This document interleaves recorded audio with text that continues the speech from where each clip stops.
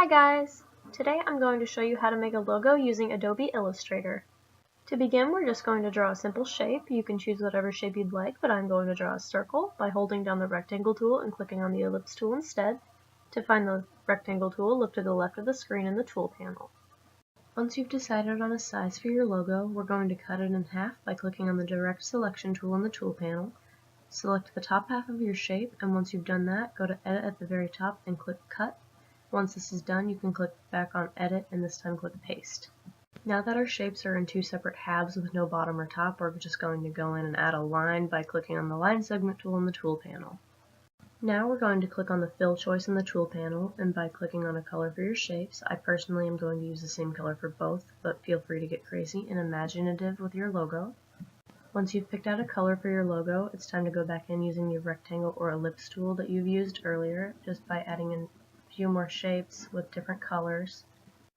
After you've drawn the shapes and used a color on them, we're just going to use the direct selection tool in the tool panel to contort them into wacky and fun shapes. Don't worry about getting them outside of the lines. We're going to deal with that in a second.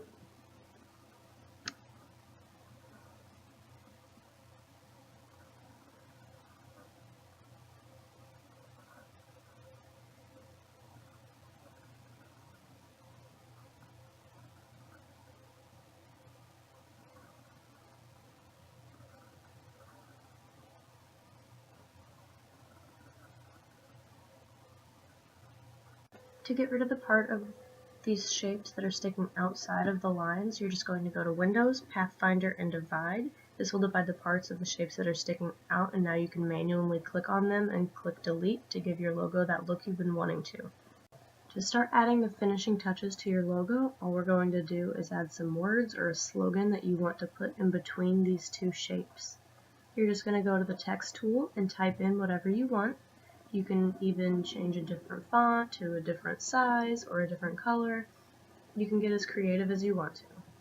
After you've done all that, just plop it in the middle of those two shapes, but if this isn't the look you're looking for, we can try something else. Simply go to the paintbrush tool in the tool panel and write out the name or the slogan to just give it a personalized effect. If you like that one better, then stick with it. I personally like this one better myself. Alright, congratulations, you've just completed your very first logo, and of course you're going to save it, or you can export it to the destination of your choice. Just go to File and click Save or Export and you are finished. Thank you so much for bearing with me through this tutorial and learning how to create your very own logo.